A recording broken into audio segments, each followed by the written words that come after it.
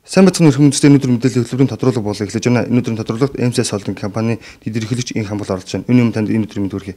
Тэр сүүлийн үед улсын хурлын гишүүн Батлах Монголын үндэсний олон нийтийн телевизээр MCS компанитай холбоотой мэдээлэл хийсэн баг. Энэ мэдээлэл нь олонний анхаарлын төвд болсон. Ялангуяа MCS компани 70% нь хятад эзэмшдэг. Үүнд нөлөө бүхий улс төрч ч гэсэн хамаатай гэсэн асуудлыг тавьдаг. Энэ талаар зарим тайлбар хийхгүй юу? За тэгэхээр бид нэр хариуцлагатайгаар мэдгэж байна. MCS компанид өнөөдрийн засгийн газрын гишүүдээс нэг ч гишүүн одоо хувьцаа эзэмшдэггүй. За гүзэр гүтгэлэг гэдэг бол бас өөрөө хэмжээ хязгаартай байх ёстой. MCS компанид гадны дэржсмэ хятадын одоо нэгч хөрөнгө оруулагч хувьцаа эзэмшиж байхгүй гэдгийг албан ёсоор мэдгэж байна. Манай компани 70-75%-ийг Баян онгорын гаралтай хүмүүс эзэмшдэг. Үнэхээр л одоо Баян онгорчуудыг хятадууд гэж хэлэх гээгүй юм бол энэ компани хувьцаа эзэмшигчид нь монгол хүмүүс гэдгийг бид нэр хариуцлагатайгаар мэдгэж байна. Тэгэхээр MCS компани зайсанд барьсан орон сууцны барилгад одоо засгийн газрын гишүүдийн талан амьдардаг гэж ярьж байна. Энэ нь үнэн ортой юу? Тэгэхээр Улаанбаатар хотод сүүлийн жилүүдэд их олон сайхан хорооллууд баригдаж байгаа шүү дээ. Тийм ээ, манай энэ зайсанд барьсан хороол яг тэдний л адилхан нэг хороол. Гэхдээ цаг хугацааны хувьд 2007 онд энэ хороол баригдаж дуусч зарагдсан байдгийг. Тэгэхээр тэр үед одоо яг ямар хүмүүс одоо авсныг тийм ээ, тэр хүмүүст байр худалдаж авж байгаа улсуудын цаана одоо ямар хүмүүс байгааг бид нэр бас тааж мэдэх хэцүү шүү дээ, тийм ээ. Тэгэхээр одоо 2008 оноос хойш үйл явдалтай энэ байрыг одоо холбоно гэдэг бол бас утгагүй зүйлээ. Тэгэхээр одоо 2008 онд одоо энэ хороолд амьдарч байгаа хэдэн хүн улсын хурлын гишүүн болох, хэдэн одоо засгийн газрын гишүүн болохыг тэр барилгын компанид огт хамаагүй зүйл шүү дээ, тийм ээ. Одоо зайсанд баригдаж байгаа хороолуудтай харьцуулахад тийм их хүнтэй хороол биш.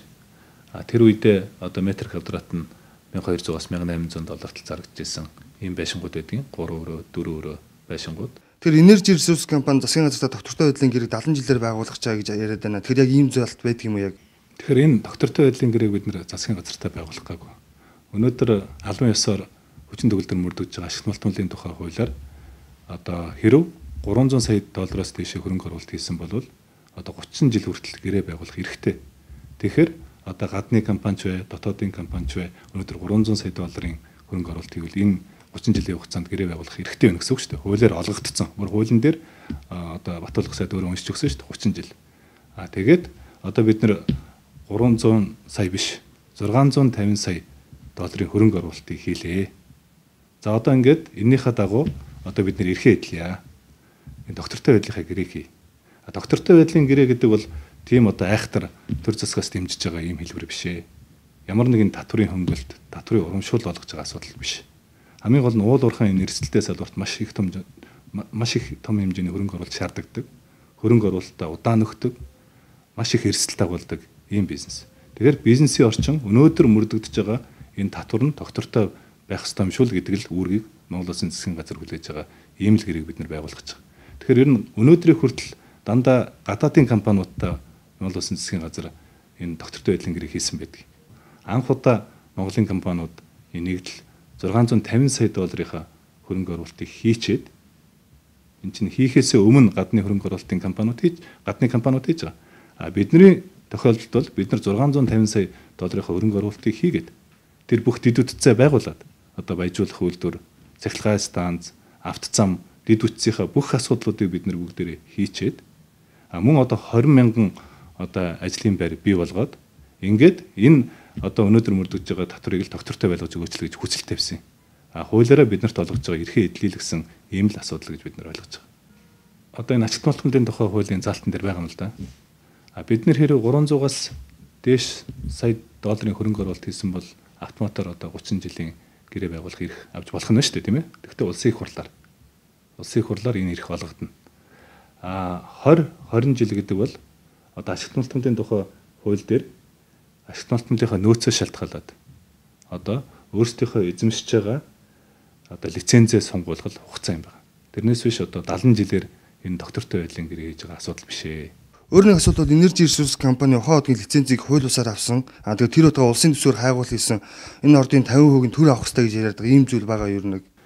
2008 оны 3 сард Energy Resource компани Монгол Улсын засгийн газрын санаачлагаар хүсэлтээр одоо энэ Energy Resource компани эзэмшижсэн том толгоон лицензийг дөрдөө буцааж авах юм хэлцэр эхэлсэн. Тэгэхээр энэ хэлцэр бас нэлээд удаан явагдсан. Тэр үед одоо мөн өнөөдөр халуун ёсоор мөрдөгдөж байгаа ашигт малтмалын тухай хуулиар бол төрийн хөрөнгөөр төсвийн хөрөнгөөр одоо хайгуул хийсэн бол стратегийн ордын одоо төр эзэмших хувь нь 50% байна гэдээ заасан байж байгаа. Энэ залт өнөөдөр хүртэл одоо мөрдлөг болоод явж байгаа шүү дээ, тийм ээ. Ийм залтынхаа дагуу бид нар бол 50% буцааж өгөх хэрэгтэй байсан. Гэтэл Монгол Улсын засгийн газар бид нар 50-аас дээш хувийг одоо авах саналтай байна гэдэг санал тавьсан. Ягаад гэвэл энэ төсөл бол нийгмийнхаа хувьд ч эдийн засгийнхаа хувьд чухал ажил өгдөлтөй төсөл объект учраас одоо бид нар Монгол Улсын засгийн газар 50-аас дээш хувийг аммаар байна гэж санал тавьсан. Энийг бид нар үндэсний компанийн хувьд Монголынхаа ард түмний эрх ашигыг дээдэлдэг компанийн хувьд одоо бид нар нийт 96% өөрсдийнхөө эзэмшижсэн нийт лицензийн 96% төрдөө буцааж өгсөн.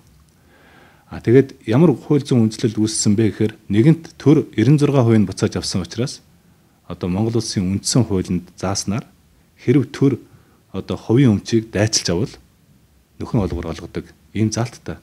Тэгэхээр энэ 4%-тай тэнцэх газар нутгийнхаа хэмжээнд 4%-тай нөөцийнхаа хэмжээнд 6%-тай тэнцэх энэ ухаан удаг ордыг төр Energy Resource компани нөхөн төлбөр болгож хүлдээсэн.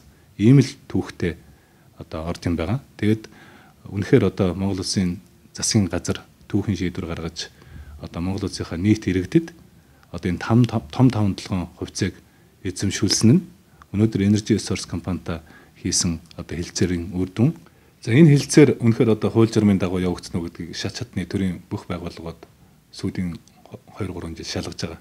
Хамгийн сүүлд ихэд Монгол Улсын үндэсний аудитын газар дүгнэлтээ гаргалаа. Энэ хэлцээр үнэхээр одоо хууль журмын дагуу явсан байна гэдэг энэ дүгнэлт гарсан.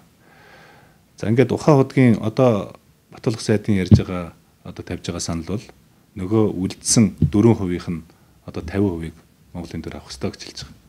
Тэгэхээр 96 бид нар эзэмшижсэн нийт лицензийнхаа 96%-ийг төр дайчлуулсан.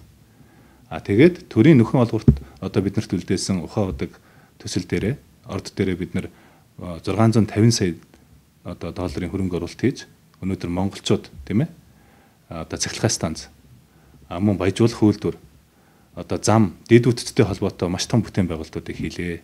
Энэ бүтээн байгуулалтуудыг хийгээд ингээд энэ компани олон улсын хөрөнгийн бирж дээр одоо тодорхой санхүүжилтийг босгож энэ санхүүжилтээр энэ дэд үтцийг л хийлээ шүү дээ, тийм ээ. Тэгэхээр ингээд энэ хийсэн бүтээн байгуулалтыг ийг одоо өгөөсгөж мөн одоо энэ ухаан удаг ордынх нь 50% одоо төр авах хэрэгтэй гэсэн юм үндэслэл муутал санал гаргаж байгаа гэж бид нэр ойлгож байгаа. За тэгэхээр цаг гаргаж бидний тодорхой мэдээлэл өгсөй баярлалаа. Үдштэй өнөөдрийн тодруулга үгээр өндөрлөж байна.